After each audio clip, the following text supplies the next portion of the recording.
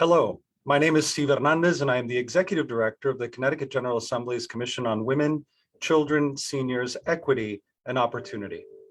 As we look across the landscape of our state, with all of its diversity of people, passion, and possibility, it is sometimes easy to forget that the experiment of our democracy is relatively new, and the promise of its founders is not yet fully realized. And so it is regarding our most sacred of civil rights and responsibilities, the right to vote. As we hear ancient and renewed cries for freedom across the globe, we thought it was important to revisit our own shores and consider how far we have come and how much work there remains to do in ensuring that each of us recommits to the principles of our founding through civic engagement. But let us recall our most recent past. It was not until the 15th Amendment was passed in 1869 that Black men were allowed to vote. But even so, many would-be voters faced artificial hurdles like poll taxes, literacy tests, and other measures meant to discourage them from exercising their voting right. Women were denied the right to vote until 1920, when the long efforts of the women's suffrage movement resulted in the 19th Amendment. It was not so long ago, and therefore our work is ever so present. So with that, I would love to welcome our esteemed panel of guests for today. We have several of our constitutional officers, members of our national delegation that have joined us, esteemed guests, including young people who are either recent or upcoming voters in the state of Connecticut. We are also joined by our esteemed guests from the National Conference of State Legislatures, who will be giving a modest keynote on voting. She is a voting expert, Amanda Zock. But firstly, I would love to welcome our esteemed governor, Governor Lamont, head of our constitutional officers here in the state of Connecticut.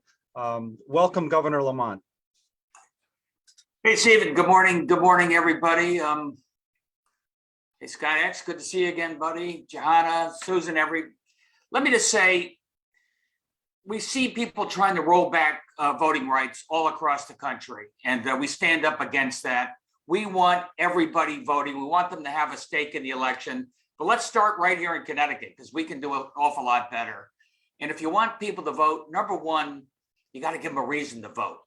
And I hope you know that when you vote for Johanna Hayes, it makes an enormous difference. If she wasn't there, a little less likely we would have gotten the infrastructure bill, which is going to be transformative. A little less likely that we can get daycare and universal pre-K, which is still on the ballot. So these elections make an enormous difference. I'd like to think that Susan and I gave people a reason to vote. Everything from minimum wage to paid family and medical leave, what we were trying to do in the environmental justice. And I remember, Susan, like yesterday on that election night, where people were waiting in the pouring rain in New Haven with a soggy ballot in their hand for hours. And that is just unnecessary, discouraging people from voting. A couple of years later, we put in place a no excuses absentee voting.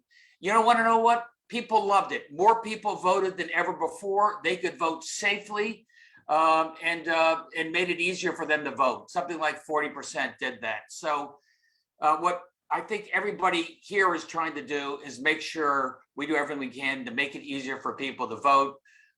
When it comes to early voting, getting that on the amendment, and secondly, no excuses absentee. If we can do that for this fall as well, because there may be just one more flu/COVID spike up, now's the time to be thinking about that. But more importantly, Stephen, you've got the folks here in this panel. I want people to know we really want them to vote. We need them to vote. We want them to have a stake in election, make sure they know that their vote matters, and do everything we can to take out any effort to discourage them from voting. Thank you, Mr. Governor, and we appreciate your call for civic engagement. You know, whether it's the quiet corner, the upper northwestern corner of our state, all the way down to New London and all the way over to Stamford, it's so critical that the people of the state really engage their democracy. And your call for safe voting, accessible voting for those who are eligible really does resonate, I think, for the people of the state. So thank you, Mr. Governor. Thank you for joining us. We will now continue with our panel, but we really appreciate your words. Amanda Zock, welcome, Amanda. Amanda, I'm going to allow you to introduce yourself. The magic of Facebook or the magic of Zoom is such that when you introduce yourself, you come to the fore. So Amanda is an elections expert from the National Conference of State Legislatures. The National Conference of State Legislatures is the premier nonpartisan expert base for so much good policy that we have seen across the country that our sister states are engaging in. Amanda, welcome. Please tell us a little bit about yourself and let us know what we should be thinking about. Sure. Thank you so much for having me today. I'm really excited to be here. And I work in the elections and redistricting program at the National Conference of State Legislatures. I've been with NCSL for a little over 2 years. I started right before the pandemic. So it's been kind of a busy, exciting journey my entire time there. I'm the project manager on the elections side of things. So please don't ask me any redistricting questions. I am not the person who can help you there. But I wanted to start by giving a brief overview of NCSL, and I realized I should share my screen to do that. So here we go. Overall, NCSL's mission is to strengthen legislatures and to serve state legislators and legislative staff by providing policy research, facilitating connections with experts, offering training, representing the states in DC, hosting meetings. We do a lot of different things. And I work in the policy division, and our primary goal is to provide nonpartisan research to legislators and legislative staff throughout the states and the territories. And that means that we compile surveys of state laws, we publish that research in articles and newsletters, more on our website, testify before election committees or other committees if you're in any other policy area, answer legislators and staff's questions. So I want to be very clear, we don't take positions on policy, but we do strive to know the national landscape and to be the go-to source for fact-based information on elections policy. So today I plan to provide an overview of our nation's election systems. And I say systems because we have 50 plus election systems. Every state is different. DC and the territories are different. And sometimes there's even variation within a particular state. So that means that states get to decide how people register to vote, when they can vote, how they can vote, and more. So I wanted to start with a policy point that has the most immediate effect on voters. How do they vote? Broadly speaking, voters vote in one of three ways. In person on election day, what some might think of as the kind of traditional way to vote, early and in person before election day, or by absentee or mail ballot. And that ballot might be returned in a variety of ways, sometimes by mail, sometimes in a drop box, sometimes by taking it to an election office. So I want to zoom out to look at the historical perspective. On this chart from the MIT Election Data and Science Lab, you can see that both early and absentee mail voting had been increasing over a 20-year period from 1996 to 2016. And then you see that trend toward absentee and mail voting jump up steeply in 2020, when many voters chose and many states encouraged absentee mail voting options due to the COVID-19 pandemic. So while absentee and mail voting became a big issue in the press and in politics in 2020 and 2021, it's really been a growing trend for some time, and election day voting has similarly been decreasing in popularity. So all states offer election day voting, they have to. So what about early in-person voting? Here's my map. This goes by a variety of names: advanced voting, in-person absentee, early voting, etc. But basically, this is when a voter can vote in person without an excuse in the days leading up to election day. 44 states and Washington, D.C., and 4 territories offer early in-person voting. And this map has a couple different colors of blue. It distinguishes between early voting and in-person absentee. I left that on there. That actually matters for election officials and how the ballots get processed. But for voters, it's all essentially the same. You show up, you cast your ballot, then you're done. They don't tend to think as much, or didn't used to, about what happens to their ballot after they filled it out and turned it in. So for voters, it's essentially the same. And most recently in 2021, Kentucky passed bipartisan legislation that added early in-person voting for the very first time. So that brought it up to 44 states. Early voting periods have a lot of variability. They can range from 3 days to 46 days. The average number of early in-person voting days is about 23 for the states that offer it. And then early in-person voting may begin as early as 55 days before the election or as late as the Friday before the election. So the average start date is about 29 days before the election, but again, there's just a wide range of approaches that states have taken. So absentee and mail voting. All states offer absentee voting for people who have an eligible excuse, such as being out of the country on election day or confined to a hospital on election day. And that practice dates to the Civil War when soldiers weren't home to vote and were instead allowed to vote by an absentee ballot. Some states, however, offer what is called no excuse absentee voting, which is when anyone who wants to vote by an absentee ballot can do so. No excuse or reason required. And the states with this policy are those in dark blue on this map. So these are the states that have it permanently, not temporary exceptions due to COVID. So 26 states and DC offered no excuse absentee voting. And then 8 states run what we call all mail elections, which is when registered voters automatically receive their ballot in the mail. So prior to 2021, 5 states used all mail elections. They're in green on this map. And then last year, 3 states added it. So California, Nevada, and Vermont joined that group of states, and they're in green with darker borders to just kind of offer that distinction. So now we have a total of 8 states that run elections primarily by mail, though all retain in-person voting options for those who either need to vote in person or simply prefer it. And a few other states also allow small elections to be conducted by mail or for counties to decide if they want to go all mail. And actually that's how Utah started out. Counties could opt in, and now all of its counties have opted in. So we classify it as an all mail election state. So I'll just note that even the path to the same policy can vary by state. And I also want to point out that all mail elections, and to a lesser extent, no excuse absentee voting, have been a larger trend in the West, as you can see. Many states there are bigger with more dispersed populations and rural areas, all factors that can make it difficult to get to a polling place on election day. And another policy area that really showcases the national diversity in election policy is voter registration. So all states, of course, allow voters to register by a paper application in advance of election day. The deadline by which they must do so varies, but there are 3 additional types of voter registration that have gained traction over the last few decades.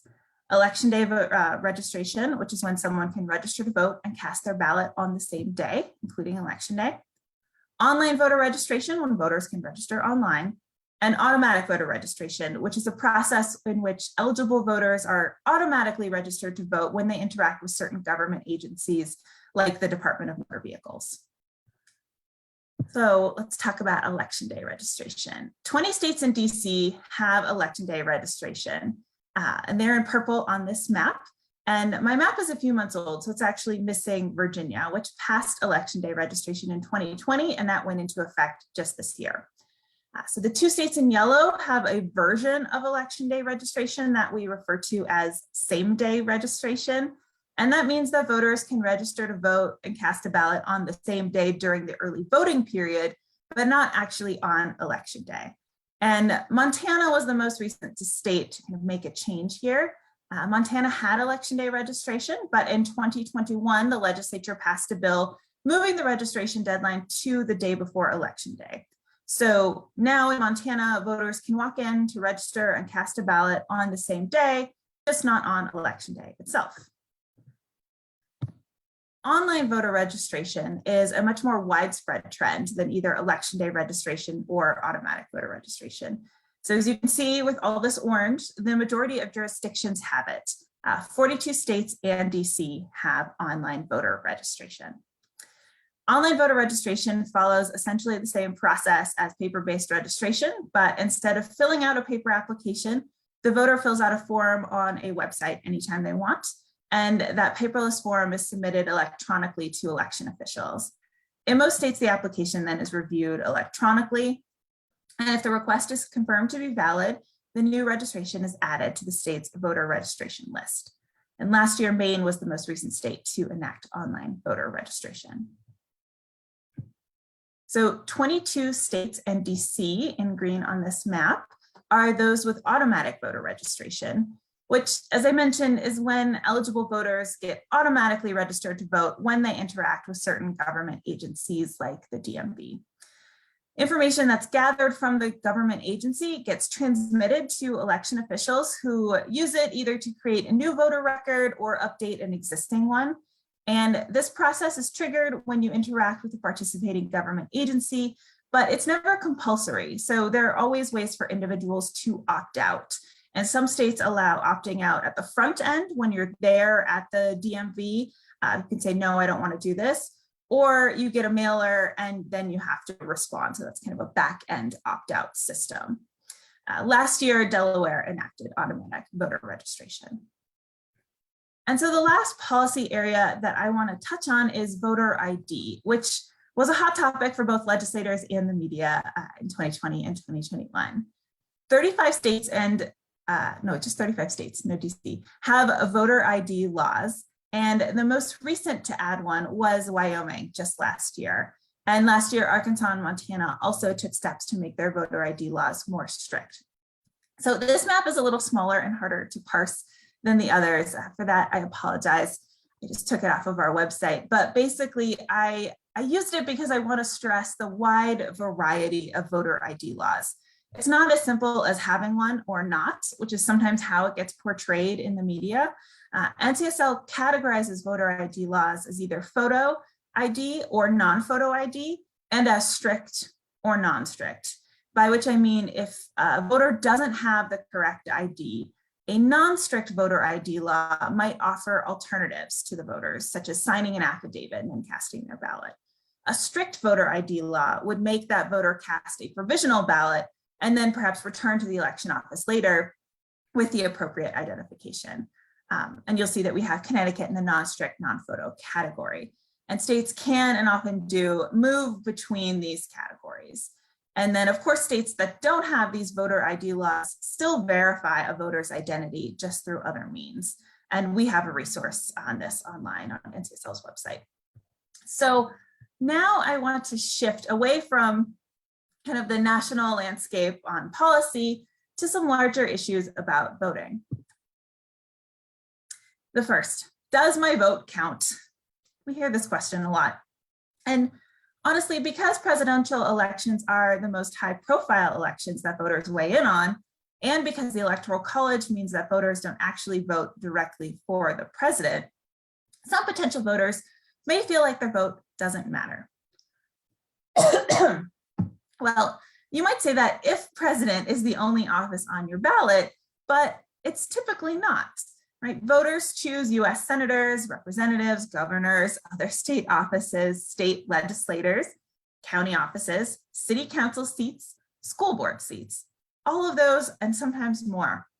So while some of those bigger races for the president, Senate, Congress, governor, they get the most attention, I will say it's often the smaller, quieter races that have the most effect on a voter's life. And remember, I'm coming from the state legislative perspective here.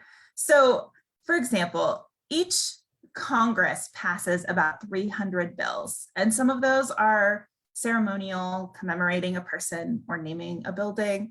But states pass thousands and thousands of bills each year. In fact, states passed almost 300 bills on election issues alone last year.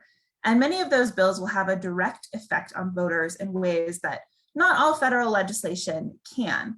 So yes, I always want to stress your vote counts. Just make sure you don't stop at the top of your ballot. Oh, I did something with my slides there. So my work at NCSL typically stays within the realm of laws and legislation. What policies are on the books, what's been proposed, what's passing. But I've been asked to talk briefly about voter participation and engagement.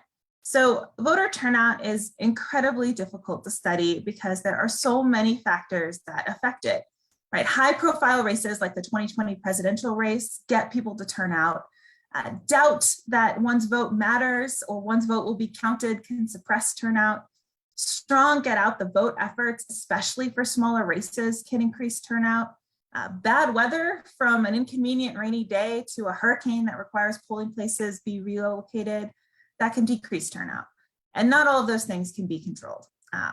It's possible too that some election policies can increase turnout. I'll stress again that it is very hard to isolate individual factors when studying turnout, just because there's so many variables. But studies have found that certain policies can increase voter participation. So those policies that typically come up are no excuse absentee voting, election day registration, and early in-person voting. So those three often have been researched in relation to turnout and found to increase it. Some registration methods, like automatic voter registration, can also increase the number of voters who are registered. But of course, being registered doesn't necessarily guarantee that those people will vote. And now kind of engagement more broadly. So there are experts on voter engagement who are out with the people. I am not one of them. I'm here at a desk behind a laptop day in and day out. But I do want to end by talking briefly about this kind of from a legislative perspective. If the goal is not simply to get voters to cast a ballot, but to get them to really engage with our election system and understand the different races on the ballot, then there are a few ideas from the states that can be useful to think about. So serving as a poll worker is a great way to learn how your state's elections work, and active recruiting from diverse groups can help disperse election knowledge among community groups. Some states have launched youth poll worker programs, which can complement a student's civic education, and others have partnered with state bar associations or real estate commissions to encourage people in those professions to serve as poll workers and then earn continuing education credit as well. I mentioned civic education, but that's something states can require in schools to ensure students understand the power of the vote. It's also something that can be offered in other community spaces like public libraries for learners of all ages. Making robust voter education materials can be key as well, especially in states that have a lot of races or a lot of ballot measures. So in Colorado, where NCSL is headquartered, where I live, for example, we see a number of complex citizen initiatives and legislatively referred measures on the ballot each year. They're hard to read.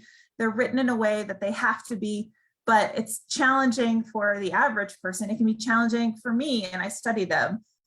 So the legislature's nonpartisan staff actually research and publish a neutral guide to all the ballot measures each year. It's known as the Blue Book. I can't imagine actually voting before I've received and been able to read that. They really put it into plain English and make it accessible.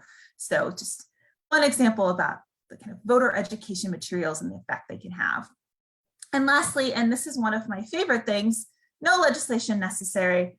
See if you can tour your local election office and learn how the process works. At NCSL, we love taking legislators to these local offices. I learned something new every time, even if I toured an office in the state before, and everyone is different.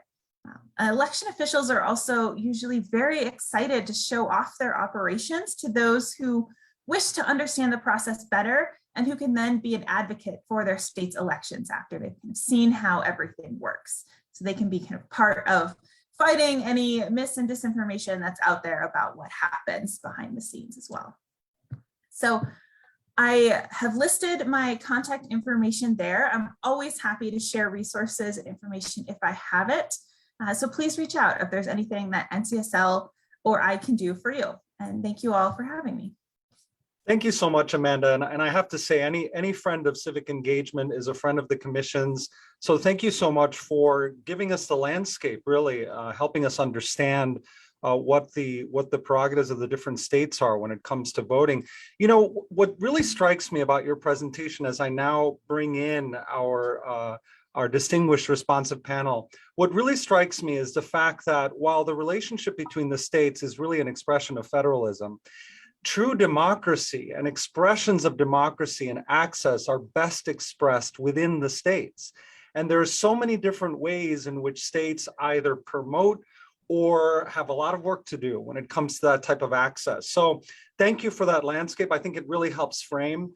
You know, in a recent poll that the commission is now conducting in the Hartford region, we found that a lot of people in the region are disenfranchised. They're disconnected from their government. They feel they may not trust their government, their vote may not matter. But for those that are engaged, they engaged in two key ways. One is in consuming information. They want to know what's happening in the news, but they vote as well. So there is that conundrum, right? Those that do vote, vote because they know it matters, but those that don't really feel disconnected from their government and from governance.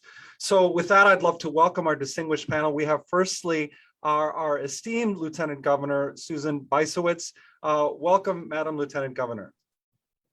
Well, thank you so much. I really appreciate the opportunity to be here with all of you for this really, really important discussion.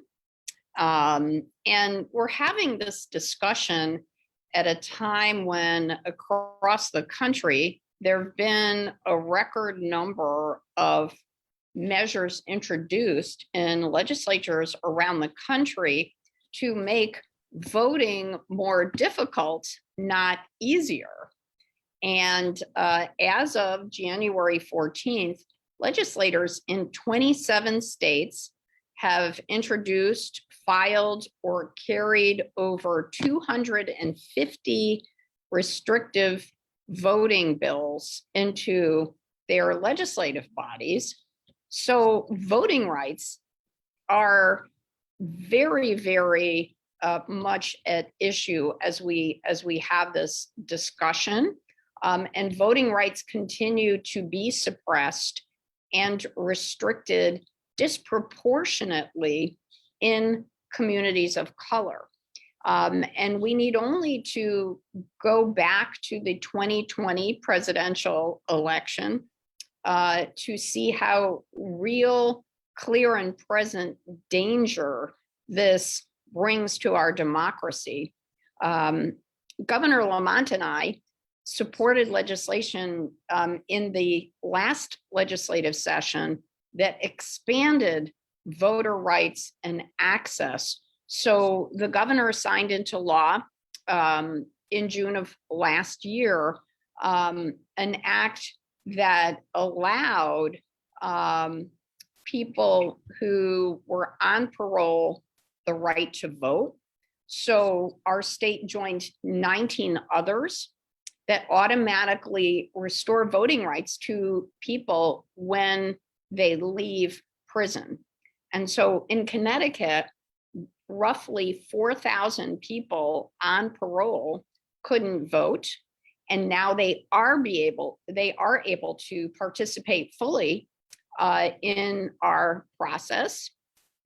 And I will say that the previous voting ban disproportionately impacted people of color. So this is a step forward that we have taken that provides more equitable future for residents of color who tend, unfortunately, to be disproportionately represented in our corrections population.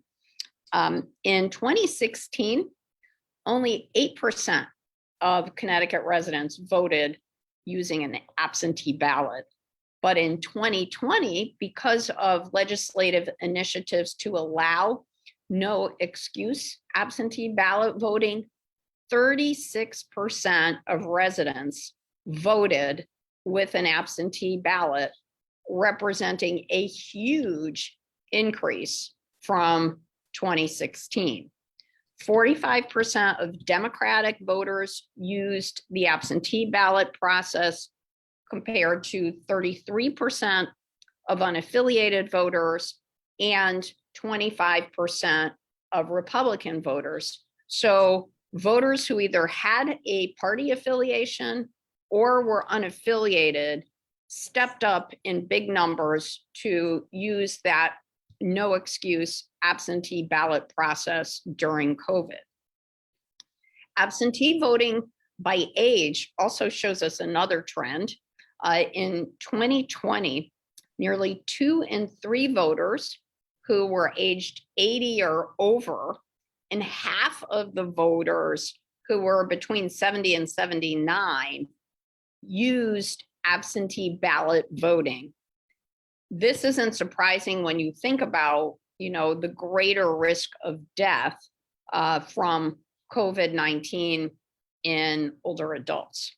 So in this year's session, we're going to continue to support voting rights by passing legislation that will continue to expand the use of absentee ballots and early voting, and to make sure that we continue to prioritize public health and safety, because none of us knows whether there will be another wave of COVID that will coincide with either our primary elections or our general elections. So I would encourage anyone who's interested in this topic to take a look at the Commission on Human Rights and Opportunities webpage for more information about how to receive absentee ballots. And information is available both in English and Spanish. And to anybody who's watching, if you're not registered to vote, please, please, please take this first step. You can register online. And I will say, because it's Women's History Month, that in the 2020 election, more women voters participated in elections than men. 55% of Connecticut voters identified as female. So we are 51% of the population, but women voted more than men. So women in our state have been making a difference when it comes to elections. Over 100,000 more women voted compared to men, which is consistent with national studies about voter turnout.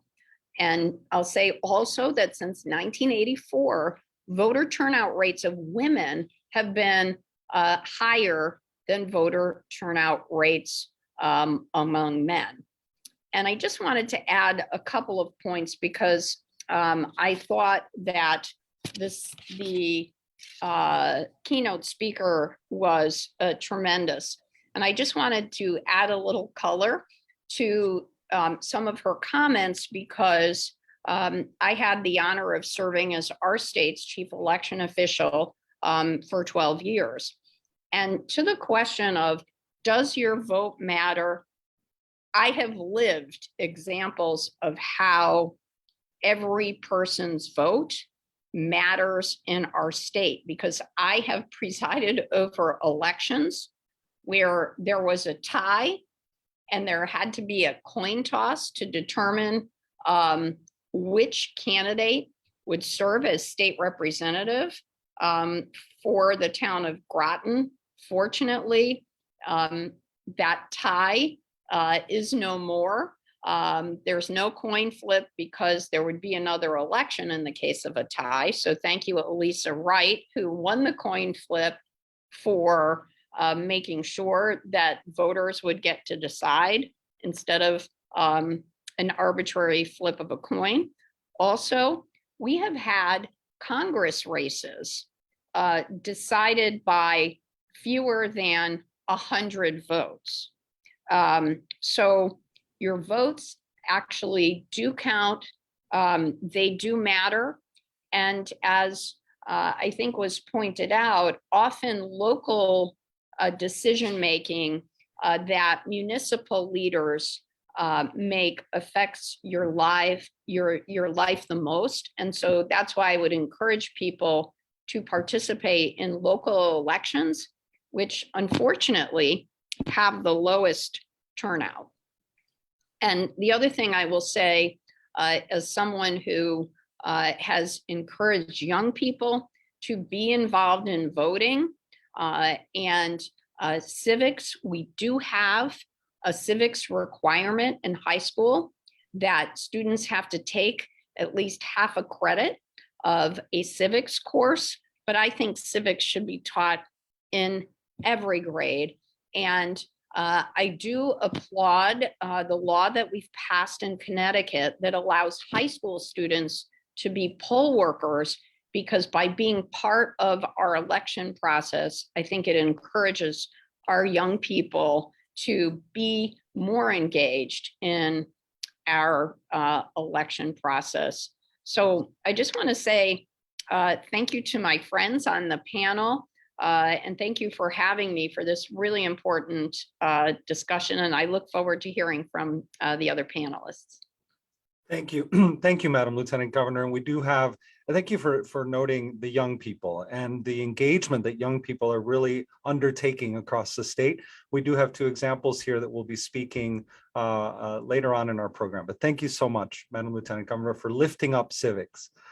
Next we have, and I am honored to welcome Representative Johanna Hayes. Representative Hayes, you and I have something in common, which is that education saved our lives. So I'm so happy to welcome a teacher, a former teacher, and a state representative, and a representative in the Congress of the United States of America. Welcome, Representative Hayes. Well, thank you. Thank you for having me and for bringing together this very important panel. I'm so happy that the Lieutenant Governor mentioned that Connecticut does have a civics requirement. That is actually one of the classes I taught. And so every graduating high school senior is required in the state of Connecticut to pass a civics course. But as you mentioned earlier, we operate in a system, excuse me, in a system of federalism. So while the state has lots of work to do, the federal government also has to do things to protect the right to vote. I think it is the job of every elected official to make voting safe, to make voting fair, and to protect the right to vote. Regardless of who people are going to vote for. Can you guys give me some water? Regardless of who people are going to vote for, our job is to protect the right for people to vote. And I think that's what we've been working really hard at. I don't think I fully appreciated how many gaps we had here in the state of Connecticut until I got to the federal level. When the pandemic hit, it really was real and personal for me that Connecticut does not have early in-person voting. When the pandemic hit, it was real and important to me that we don't have no excuses absentee ballot in the state of Connecticut. I think that these are all things that we've taken for granted for so long. So I'm so happy that there is a referendum measure coming up this year to address those things, because I think people have felt, not in a hypothetical sense, but in a real world sense, what these things mean. At the federal level, it has been incredibly frustrating. We have passed the John Lewis Voting Rights Act in 2 Congresses, and it's been stalled in the Senate. I think people need to understand why that is important. People always refer back to the Voting Rights Act of 1963, but over the years, this act has been revisited. It has portions of it, namely Section 4, has been gutted by the Shelby versus Holder decision. Things like preclearance are no more. What that means is that states no longer have to get clearance from the federal government before they make sweeping election changes. So we see things like thousands of polling locations close in some of our most hardest hit communities. Those are things that the federal government has to do to protect the vote so that everyone has access to the ballot. Some of the things that I think are really important that people don't really think about as part of any voting rights laws or acts are we have to protect against things like partisan gerrymandering on both sides of the aisle. It doesn't matter who's in power. We have to make sure that our communities are accurate, that counts are accurate, that there is an equal opportunity to access the ballot. Those are things that have to be addressed. Removing money out of politics, which is something that people don't really think about in relation to voting, but these are all the steps that lead up to the point where a person makes the decision to vote. We have fought for same-day registration as part of this federal legislation.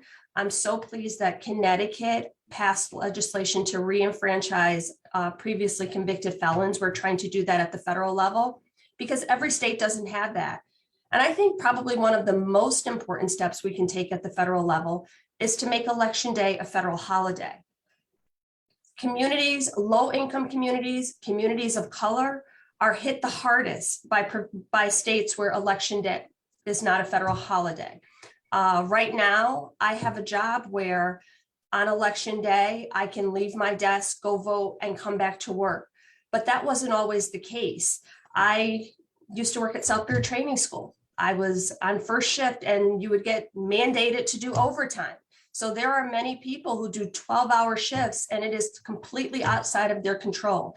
There are many people who don't have a polling location that is close enough to where they live. So depending on things like the weather, they may not turn out on election day. So really doing everything we can to remove all of the barriers to access to the vote. We have to look at things at the federal level, like protections for people with disabilities, for Native American communities. We got so many calls in my office that we had to redirect last year during the pandemic, where people with disabilities couldn't access even some of the drop boxes that were out in the communities. Those are all of the things that we have to look at, and we have a responsibility at the federal level to address those things. We have to start at the minimum and work at, okay, what do we need to do to protect the most vulnerable people? And by doing those things, everyone else benefits. And a big one that I don't think people really think about at the state and local level is making sure that we protect against foreign interference. I think we've seen in a way that is unprecedented, the buildup of foreign interference in our elections. The idea that elections in America can be decided or influenced by foreign entities is something that I think we came face to face with, nose to nose over the last 4 years. So that's something that Congress, that federal elected officials, that the Department of Justice has to do to make sure it doesn't happen. The other thing I would say is we are also responding to many of the actions that happen.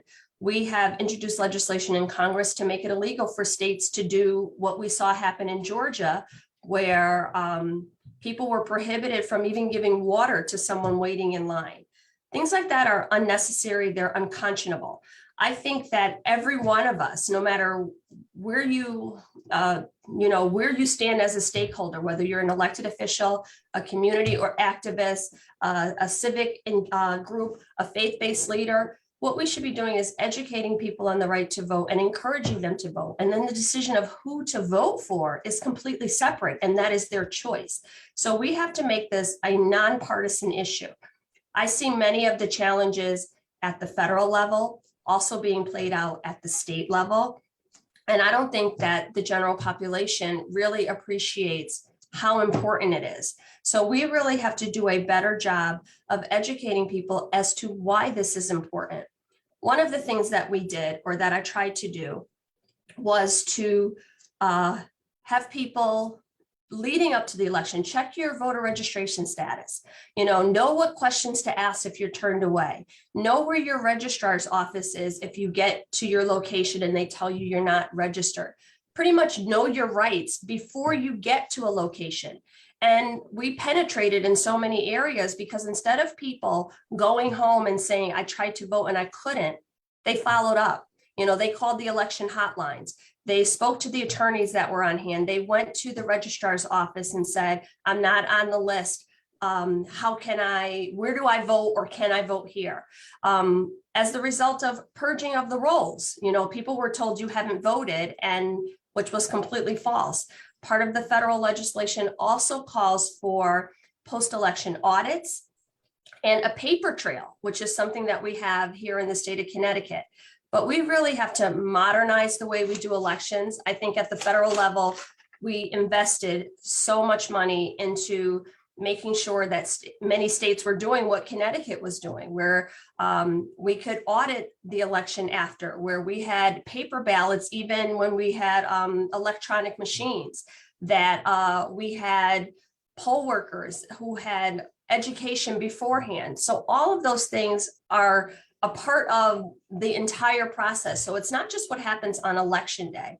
It is the laws, it is the resources, it is the infrastructure that is put in place leading up to election day, and just educating people on what their rights are. So I'm so happy that you have convened this panel. I really enjoyed listening to the keynote today, because those are all the things that I used to talk to my students about, but we have to translate that to a local level and make it incredibly just important and meaningful.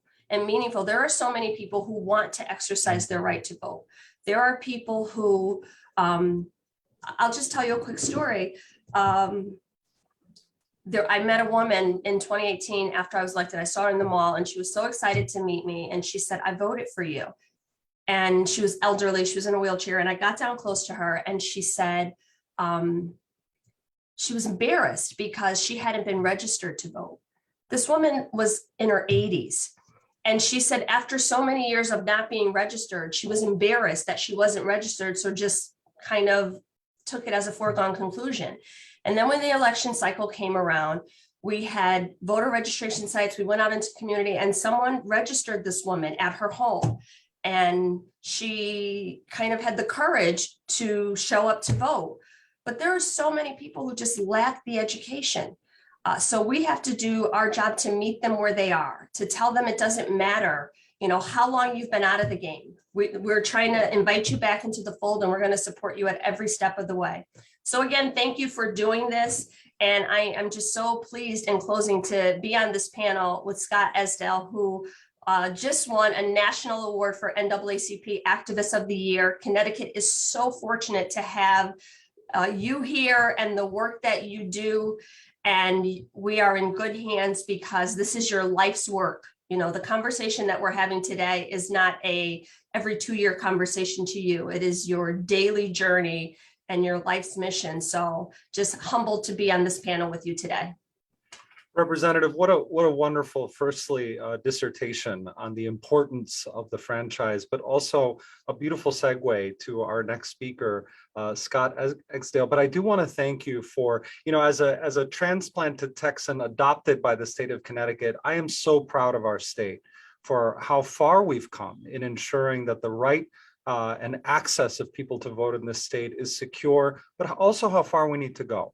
When I think about the voter turnouts for people of color and people of modest means, when I think about our aging population in the state of Connecticut and how they would benefit from having more streamlined ways of accessing their democracy, so much of what you said resonates. And also the notion that each of us become better participants in our democracy when we are educated in the process, when we do better, when we know better. So I want to thank you for all of that. And again, I want to thank you for that wonderful segue to our next speaker, Scott X. Esdale, member of the National Board of Directors of the NAACP, awarded member, and also the president of the Connecticut State Conference. Welcome, sir. So honored to have you here today. Thank you, Stephen. I really appreciate it. I appreciate all of you being up. Can you guys hear me good? Perfectly. Thank you. Good. Thank you, Congresswoman Johanna Hayes. I want to thank the governor, Susan Bisowitz, everyone on the panel, and our keynote speaker. You did a wonderful job. I'm really interested in hearing from the young people. Love to hear from young people and stay in tune with what's going on in reference to what they're thinking about and how they're going to set the stage for the upcoming years around policy and politics and community engagement. So much has been said, and I really want to thank our Congresswoman dealing with the issue of pre-clearance requirements and how that affects many states around the country. Steve, you talked about you from Texas. We might have to send you back down to Texas to straighten that situation out down there. My dear friend, state president of the NAACP, Gary Bledsoe, is down there, but he needs some help. So I might have to send you back down there, man, to help us out. We need a Michael Jordan down there. But anyway, I think we have to tap a little bit on racism also, because we really haven't touched on that a little bit. And racism has a lot to do with politics in America. And it's I know in the beginning you talked about this is somewhat of a barbershop or hair salon conversation, or the nail shop, or the corner store, or where the real politics are discussed, where we eat breakfast in our communities, in our neighborhoods, or where we have a cup of coffee or a cup of tea. Those are where the heated conversations are. Politics, we always talk about politics as local. And some of my most heated conversations or debates or discussions have been around local politics. And if you kind of like go into the history of America around voting, and especially from the NAACP's perspective, I know for a fact that Johanna Hayes had to deal with some serious issues in local politics when she strived to become the first African-American congresswoman for the state of Connecticut. I mean, politics gets real nasty all across the country, but it gets really nasty in Connecticut also, if we want to be honest and open about it. And it's kind of rooted in one of the bloodiest wars in the history of America, and that's pretty much the Civil War. And it was fought over Blacks having the rights and privileges of being free in America. And there was a Reconstruction period.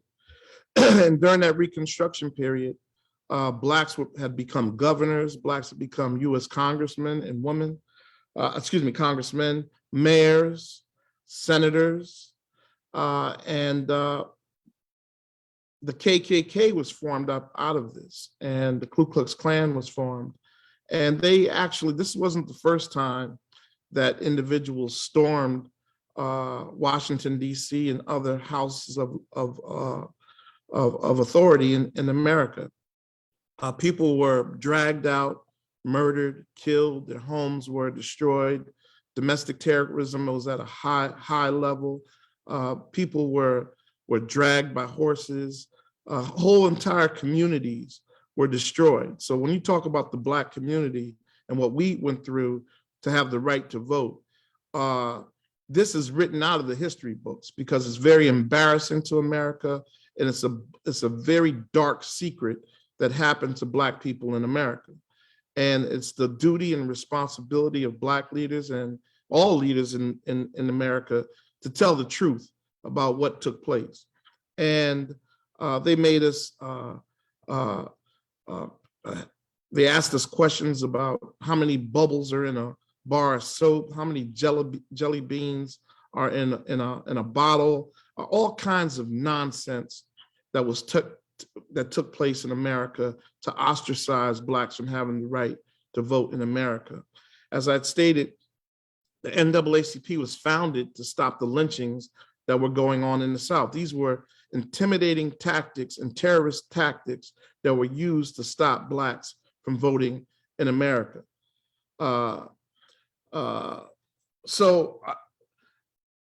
There's no way that we could talk about this without talking about the real history of striving to keep us from the voting polls.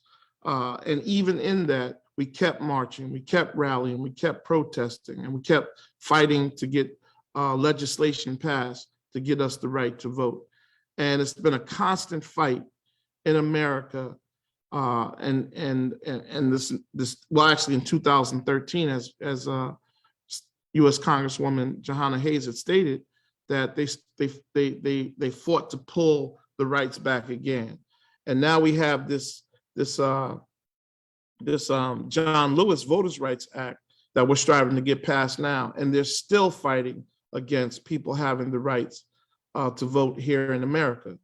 So this has been a constant fight, but I want to say that the root of it is racism. The root of it is racism because many feel that America is getting darker, that there's more individuals across the country that are not from the ethnicity of the original individuals that founded the United States of America. And they have a problem with the shift that's taking place in America. And they're going to try, when they're striving to do everything that they can to have a stranglehold on the future of voting in America. And that's a real open and honest conversation that we have to have. And as a leader of the NAACP, I think it's imperative that I put it out there that we really discuss that piece, because it's not a honky-dory type of situation. This is a very deep-rooted racist situation that's going on in America. What we saw that happen in January 6th, there were nooses out there. There were a lot of racist language that was used.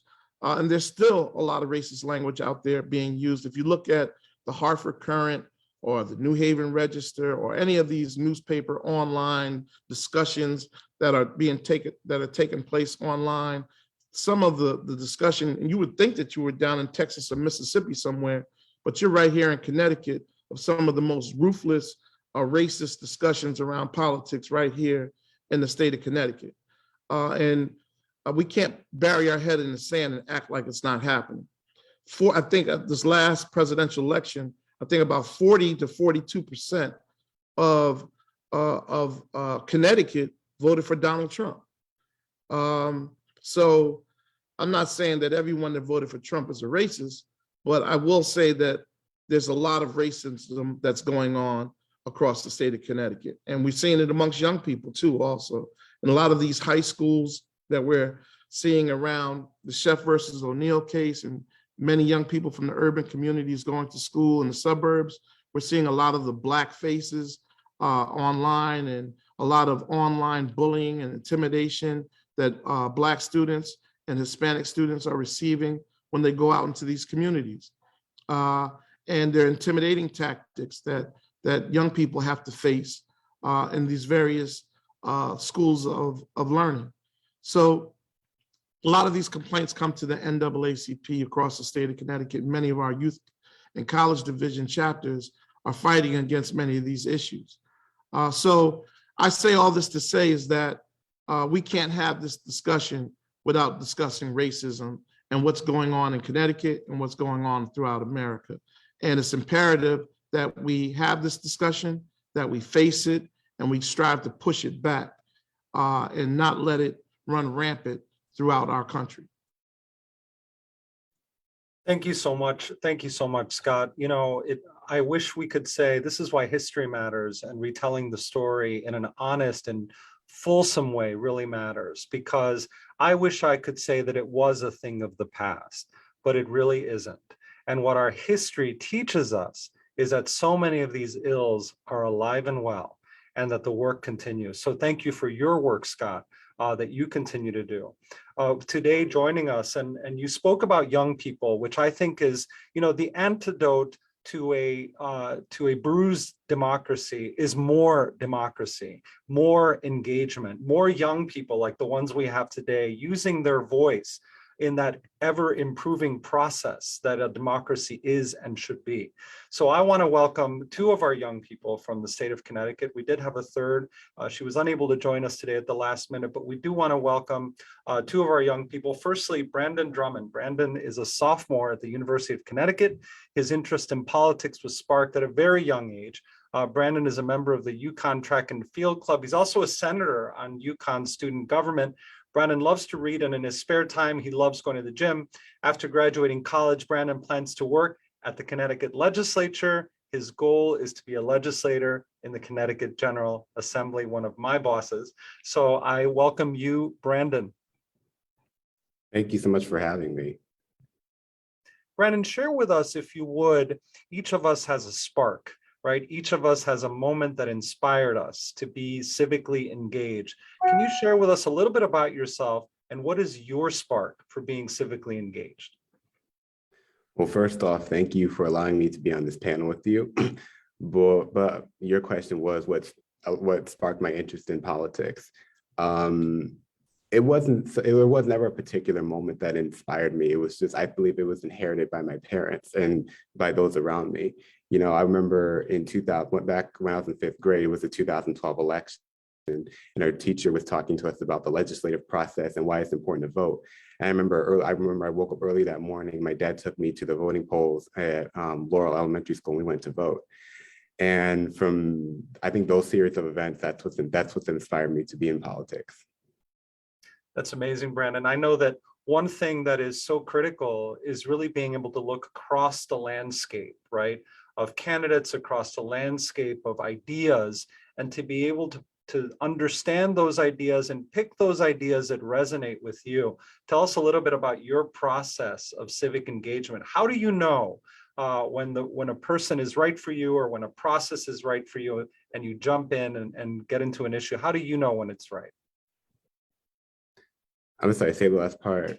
So how do you know, so much of civic engagement is really understanding the issues and looking at the issues across the board. So how do you know when something inspires you, and what do you respond when something inspires you?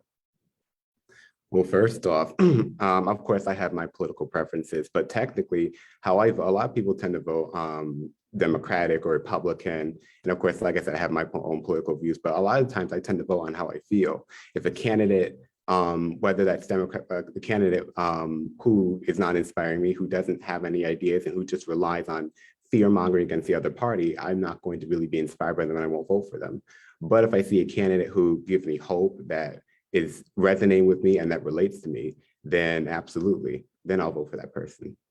That's really powerful, Brandon. And that I think that the way in which you engage civics is such an expression, I think, of the future of this state, because being able to understand the issue and being able to choose based on what excites you and inspires you really is one of the founding principles, I think, of this democratic system. So thank you so much, Brandon.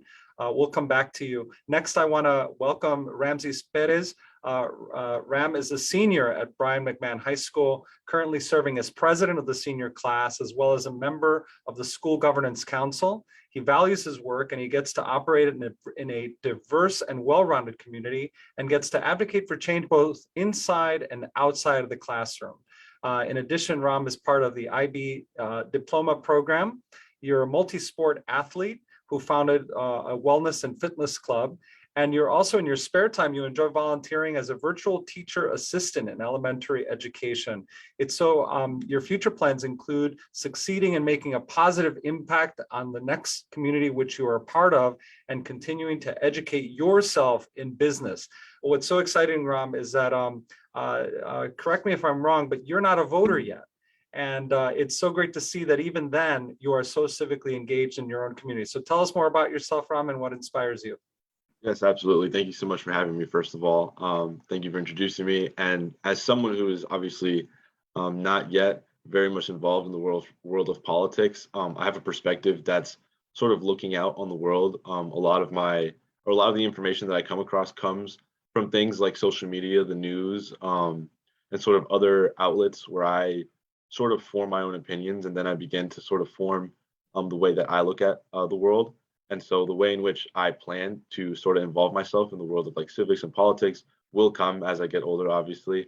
But those things obviously start to be formed at the young ages. And I see in my other like friends and my peers that I have besides me are also growing their own personalities and perspectives on the world. So I think it's very important to include sort of my generation, and knowing that, my generation is up next. So thank you so much. Thank you, Ram. How important has civics been to you in your life as a young person? How has it helped define how you see the world and the possibilities that you see ahead of you? Well, I'm a big believer in the fact that there's always room for improvement. So one way in which, so I would like to just say that I think civics is important, because I think there's still a lot of things that can be improved, especially in my community. I'm from Norwalk, Connecticut.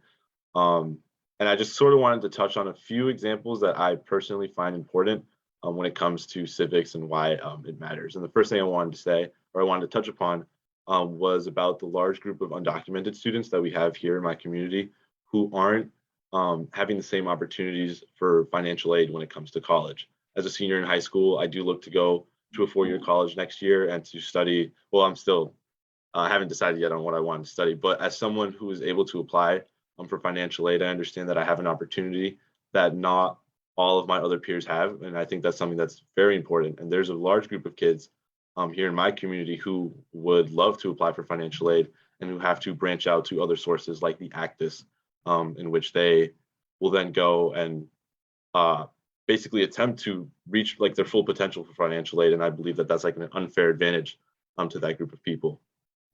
I also think there's tons of issues that we could go into, but personally, another thing that I look into is pollution. Here in the Norwalk River, there's a lot of things going on with pollution. We're a city that has a large oyster farming industry, and that affects things like local businesses and seafood restaurants, which are currently on the decline because of the pollution that we have going on in the Norwalk River. But yeah, there's just issues that I always see, and there's ways in which I look out into my community, which I think are very important, in which civics plays a big role, especially for my generation, which will be upcoming in the next few years.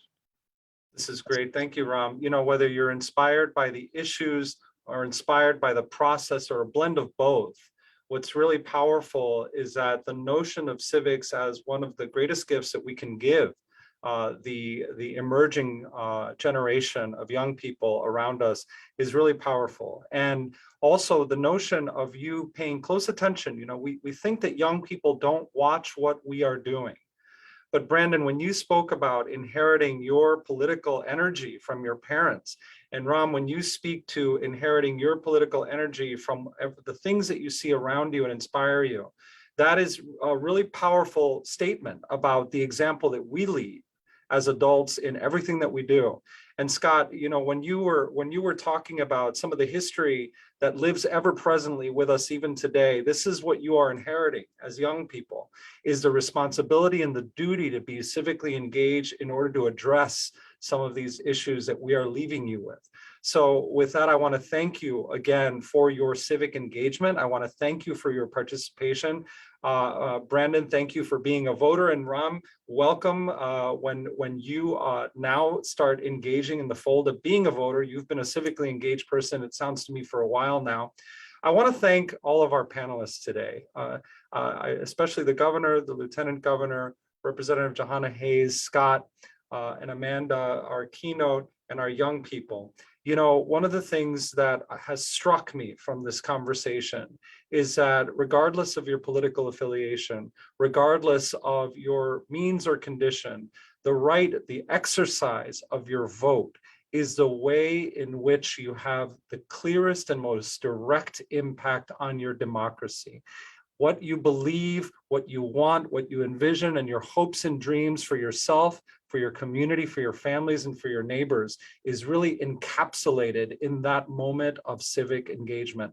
So I'm just so proud that each of you is not only an advocate for civics, but also you walk the walk of civics, which is so incredibly important.